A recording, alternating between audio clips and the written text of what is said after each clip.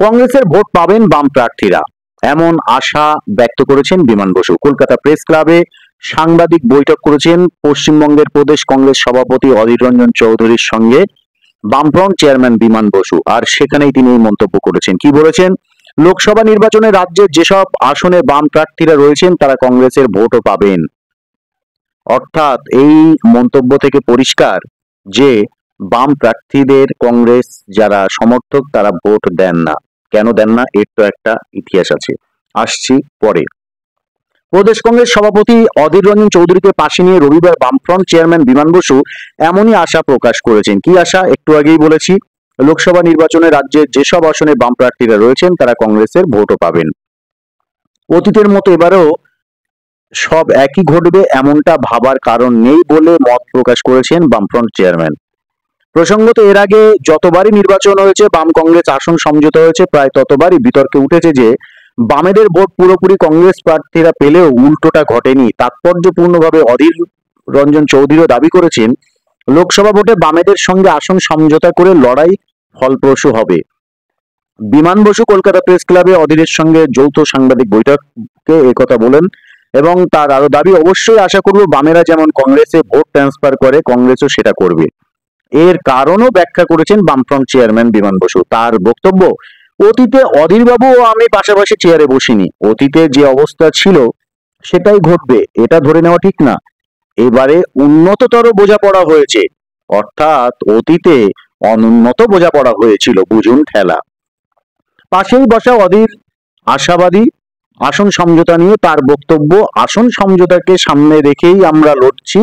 বাংলাকে দুর্নীতি ও সন্ত্রাস মুক্ত করতে বাম কংগ্রেস প্রার্থীদের বাংলার মানুষ যাতে আশীর্বাদ দোয়া করেন সেই আবেদন জানাচ্ছি। এবারের আসন সমঝোতা ফলপ্রসূ হবে।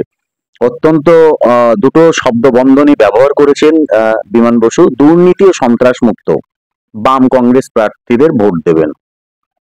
সন্ত্রাস, বাংলায় সন্ত্রাস বাম এবং কংগ্রেস আমলে এই দুই দল কিন্তু একটা সময় ছিল শাসক বিরোধী, আর তারাই সন্ত্রাসের যে বাতাবরণ, যে পরিবেশ, যে সন্ত্রাস চালু করেছিল তা আজও আবহমান, আজও চলছে। আমরা যদি 60-70-এর দশকের দিকে যাই তাহলে দেখা যাবে যে একটা সময় কংগ্রেসের মার খেয়ে বামেরা কেউ শহীদ হয়েছেন, কেউ পঙ্গু হয়েছেন। এখনো অনেকের শরীরে সেই কংগ্রেসীদের গুলি কিন্তু গেঁথে আছে। এবং রাজ্য জুড়ে রাজধানী কলকাতা থেকে শুরু করে বিভিন্ন জেলা, মহকুমা, বিভিন্ন পঞ্চায়েত বামেদের তৈরি করা লক্ষাধিক শহীদ বেদি আছে, কমরেডদের শহীদ বেদি, যারা খুন হয়েছিলেন কংগ্রেসীদের হাতে। পরবর্তীতে আমরা যদি দেখি বাম যখন ক্ষমতায় আসে তখন ঠিক তেমনি ভাবে কংগ্রেসীদের উপরে চড়াও হয়। কোথাও হাত কেটে নেওয়া হয়েছে, কোথাও মুন্ডু কেটে নিয়েছে, কোথাও গুলি করে খুন করেছে, কোথাও বোমা মেরে খুন করেছে। পঞ্চায়েত নির্বাচন মানেই সন্ত্রাস। লড়াই করতো কারা? বাম এবং কংগ্রেস। এই দুই দল একটা সময় শাসক বিরোধী ছিল।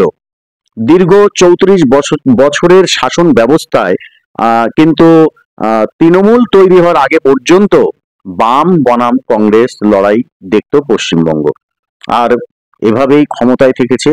এবং বাম শাসনে দেখা গেছে পশ্চিমবঙ্গে বারংবার কিন্তু রক্ত ঝরেছে, কোল খালি হয়েছে।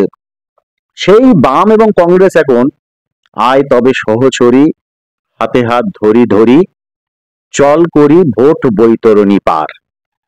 বিরুদ্ধে কাদের? একদিকে তৃণমূল, অন্যদিকে বিজেপি, তাদের বিরুদ্ধে ভোট লড়ছেন। তাৎপর্যপূর্ণভাবে ইন্ডিয়া জোটের শরিক কিন্তু আবার তৃণমূল, যার শরিক বামেরা, সিপিএম সহ, আবার কংগ্রেস। পশ্চিমবঙ্গে যেমন এই বিমান বসু আর প্রদেশ কংগ্রেস সভাপতি অধীর রঞ্জন চৌধুরী পাশাপাশি বসে আছে, কেরলে আবার কিন্তু দুজন আবার উল্টো যুদ্ধ করছেন একে অপরকে মারার জন্য।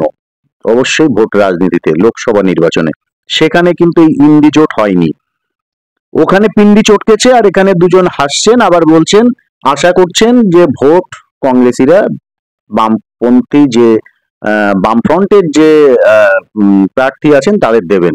অর্থাৎ বিমান বসুর এই যে মন্তব্য যে উন্নততর জোট হয়েছে, অর্থাৎ এতদিন অনুন্নত জোট ছিল, আর সে কারণেই কংগ্রেসীরা বামপন্থীদের ভোট প্রার্থীদের ভোট দেয়নি, এমনটা বিমান বাবুর মন্তব্য ব্যাখ্যা করলে কিন্তু উঠে আসে।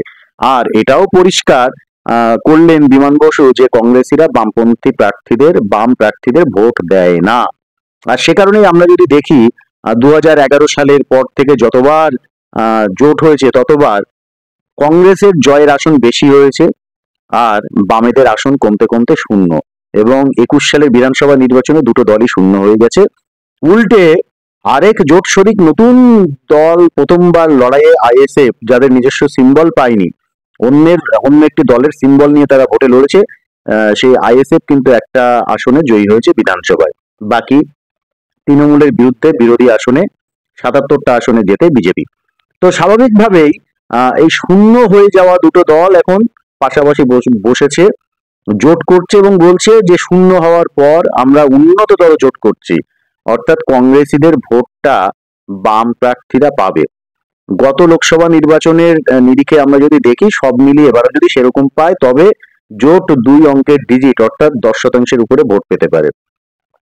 এটাই তাদের কিন্তু অস্তিত্বের রক্ষার লড়াই। আর কেন বামপন্থীদের ভোট দেবে আমি জানি না। বামপন্থীরা ভোটে জিতে কিভাবে জিতবেন আর ভোটে জেতার পর দেশের সরকার গড়তে কোন অঙ্কে পারবেন, খানিকটা সেই কুজোর চিত হয়ে শোয়ার স্বপ্ন ইচ্ছে পূরণের মতো। কুজোরা তো আর চিত হয়ে শুতে পারে না, বামপন্থীদের সেরকম একটা ইচ্ছে জেগেছে। আর বাংলার কংগ্রেস তো ওরকমই।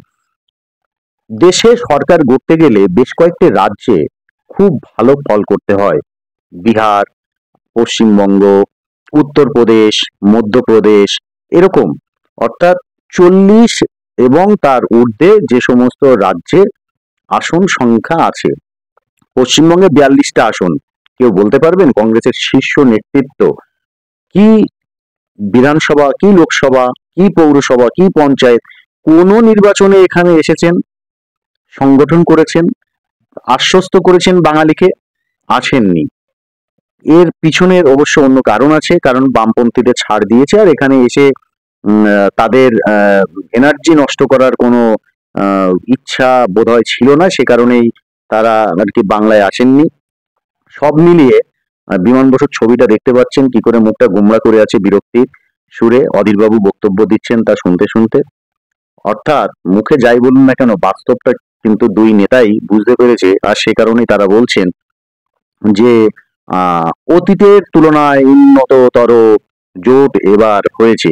শুধু তাই নয়, একটা গুরুত্বপূর্ণ মন্তব্য করে মানুষকে আবার ভুল বোঝানোর জন্য কিন্তু চেষ্টা করেছেন। বিজেপি ও তৃণমূলের বোঝাপড়া রয়েছে বলে দাবি করেছেন বিমান বসু। বিজেপি এবং তৃণমূল বোঝাপড়া করেছে, সিপিএম কার সাথে বোঝাপড়া করেছে? বহু জায়গায় দেখবেন বামেরা প্রার্থী ঘোষণা করেছে দেরি করে এবং তৃণমূল সবার আগে কিন্তু রাজ্য জুড়ে 42টা আসনে প্রার্থী ঘোষণা করেছে। যদিও তার কিছু আগে 20টা আসনে প্রার্থী ঘোষণা করেছিল বিজেপি এবং তারপরেই দেখা যায়, তার কিছুদিন বাদেই দেখা যায় তৃণমূল ব্রিগেডের সমাবেশ থেকে 42টা আসনেই প্রার্থী ঘোষণা করে। তারপর থেকে তারা সেই তীব্র গতিতে দেওয়াল লিখন থেকে শুরু করে সব ধরনের প্রচার শুরু করে এবং এগিয়ে আছে। বামেরা এত দেরি করলো, কংগ্রেসও দেরি করলো যে প্রার্থী পরিচয়ের জন্য যে গুরুত্বপূর্ণ দেওয়ালগুলো যেখানে চোখে পড়ে মানুষের যাতায়াতের সবসময়ের জন্য, সেই দেওয়ালগুলো আর অবশিষ্ট নেই তাদের প্রচারের জন্য। নেপথ্যের কারণ কিন্তু কেউ জানে না, প্রমাণ করাও কঠিন। অর্থাৎ তৃণমূলের সঙ্গে বোঝাপড়া।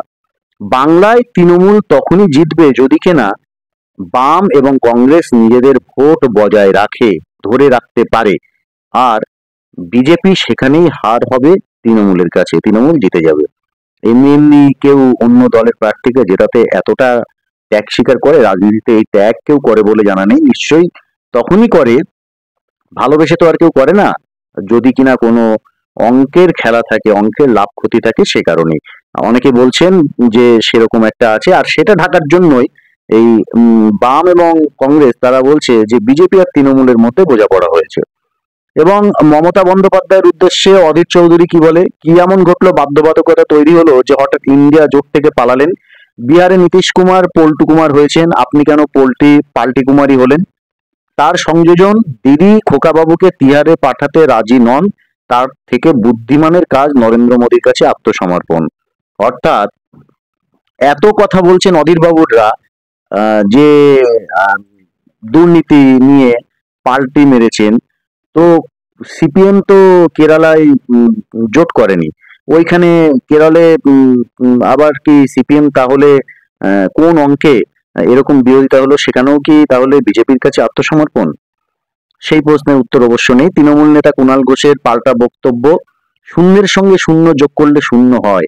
কংগ্রেস কর্মীদের রক্তে রাঙানো সিপিএম এর হাত, যে কথা একটু আগেই বলছিলাম, বিজেপির দালালি করতে এখন ওরা হাত মিলিয়েছে, বুঝুন ঠেলা। আবার বিজেপির সঙ্গে নাকি এরা দুজন আঘাত করেছে, হাত মিলিয়েছে। আতাতের অভিযোগের বিষয়ে রাজ্য বিজেপির প্রধান মুখপাত্র সমীপ ভট্টাচার্যের বক্তব্য, এসব কথা বলেই সিপিএম কংগ্রেস শূন্য। বাংলার মানুষ গত লোকসভা ও বিধানসভা নির্বাচনে মেরুকরণ তৈরি করে দিয়েছে, তার ভিত্তিতেই আগামী দিনে ভোট হবে। অর্থাৎ আমি এতক্ষণ ধরে যে বক্তব্য গুলো নিয়ে ব্যাখ্যা করছিলাম, সেই ব্যাখ্যার সঙ্গে কিন্তু সঙ্গে একই কথা বললেন কুণাল ঘোষ এবং সমীক ভট্টাচার্য। সব মিলিয়ে আমরা যদি দেখি তাহলে লোকসভা নির্বাচন দেশের সরকার তৈরির নির্বাচন। দেশের সরকার সেই করতে পারে যার গোটা দেশে লড়াই করার পরিকাঠামো আছে সাংগঠনিক ভাবে, এবং জিতে আসতে পারে। এই পরিস্থিতিতে কংগ্রেস নেই, বামেরাও নেই, সিপিএম আর তৃণমূল দুটো রাজ্যে আছে, কেরল আর পশ্চিমবঙ্গ। আর কংগ্রেস তো দূরবীন দিয়ে টর্চ লাইট দিয়ে খুঁজতে হবে কোন কোন রাজ্যে আছে, ওরাও আছে দুটো রাজ্যে। তো এই সব মিলিয়ে এরকম ভাবে এই আঞ্চলিক দল বা আঞ্চলিক হয়ে যাওয়া, শাসনে আঞ্চলিক হয়ে যাওয়ার মতো দশা দলগুলো মিলে কি করে সরকার গড়বে সে তারাই জানেন। তবু ভোট যুদ্ধের আপ্রাণ চেষ্টা করছেন, এবং চেষ্টা করছেন মানুষকে ভুল বোঝানোর। এখন দেখার যে এই ভুল বোঝানোর ক্ষেত্রে কারা সফল, মানুষ নাকি বাম কংগ্রেস।